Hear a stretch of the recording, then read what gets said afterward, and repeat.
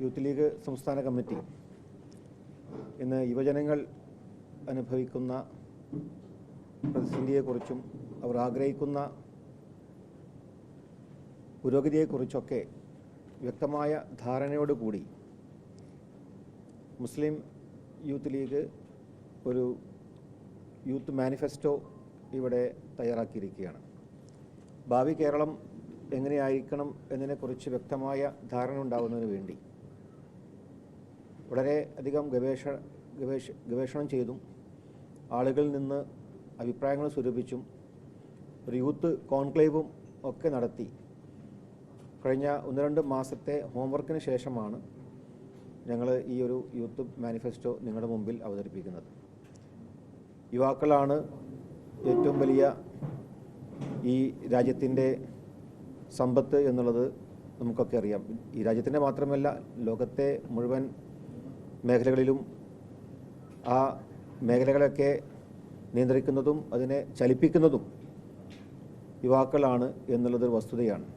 25-നും 40-നും ഇടയിലുള്ള നമ്മുടെ ഒരു മനുഷ്യൻ്റെ ആയുസ്, അവിടെയാണ് അവർക്ക് ഏറ്റവും കൂടുതൽ പ്രൊഡക്ടിവിറ്റി ഉണ്ടാക്കാൻ സാധിക്കുന്നത്. പക്ഷേ ഈ കഴിഞ്ഞ 10 വർഷമായി കേരളത്തിലെ യുവജനങ്ങൾ ഏറെ നിരാശയിലാണ്. അവർക്കുള്ള കാഴ്ചപ്പാടിനനുസരിച്ച് കൊണ്ട് മുന്നോട്ട് പോകാൻ കഴിയാത്ത സംവിധാനങ്ങൾ ഈ സംസ്ഥാനത്ത് ഇല്ലാതായി എന്നുള്ളത് അവരെ സംബന്ധിച്ചിടത്തോളം ഏറ്റവും അവരനുഭവിക്കുന്ന ഒരു വലിയ പ്രതിസന്ധിയാണ്. ഒരുപാട് വിദ്യാഭ്യാസം നേടിയിട്ടും അതിനൊത്ത ഒരു തൊഴിൽ അവസരങ്ങൾ കിട്ടാതെ തൊഴിലിന് വേണ്ടി മറ്റുള്ള സംസ്ഥാനങ്ങളിലേക്കും വിദേശത്തേക്കും നാട് കടക്കുന്ന രീതിയിൽ യുവാക്കൾ മാറിയിരിക്കുന്നു. അതുപോലെ ഉന്നത വിദ്യാഭ്യാസത്തിന് വേണ്ടി അവർ ആഗ്രഹിക്കുന്ന കോഴ്സിന് വേണ്ടിയും അവർ പാലായനം ചെയ്തുകൊണ്ടിരിക്കുകയാണ്. അപ്പം അങ്ങനെയുള്ള ഒരു ക്രൈസിസ് നമ്മുടെ നാട്ടിലുണ്ട്.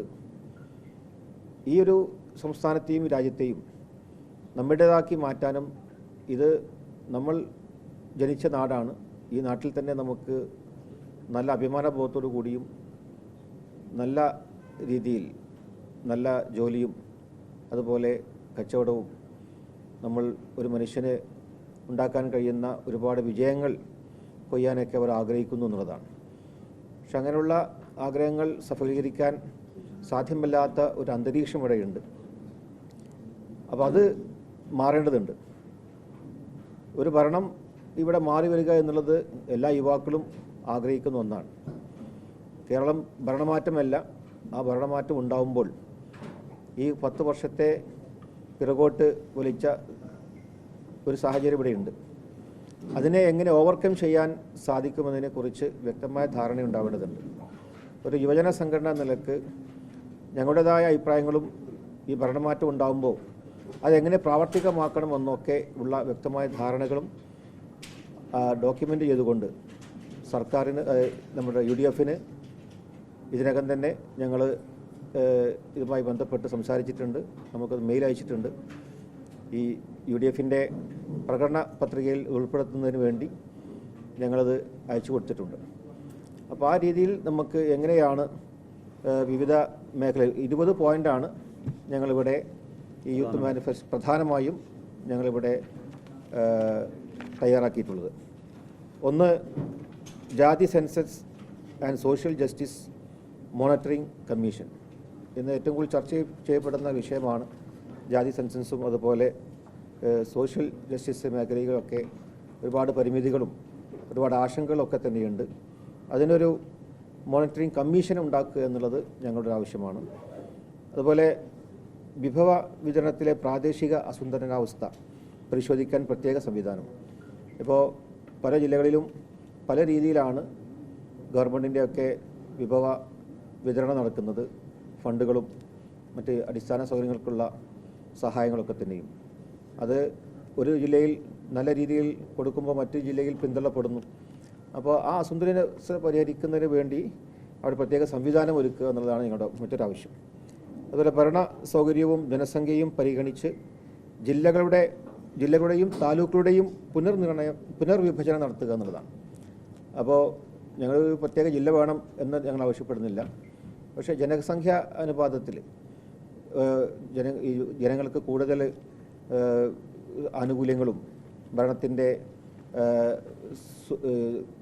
ലഭ്യതകളൊക്കെ ഉറപ്പുവരുത്തുന്നതിന് വേണ്ടി ജനസംഖ്യാ അനുപാതത്തിൽ ജില്ലയെ പുനർവിഭജിക്കുകയും അതുപോലെ താലൂക്കുകളെയും പുനർവിഭജിക്കുകയും ചെയ്യുക എന്നുള്ളതാണ് മറ്റൊരാവശ്യം.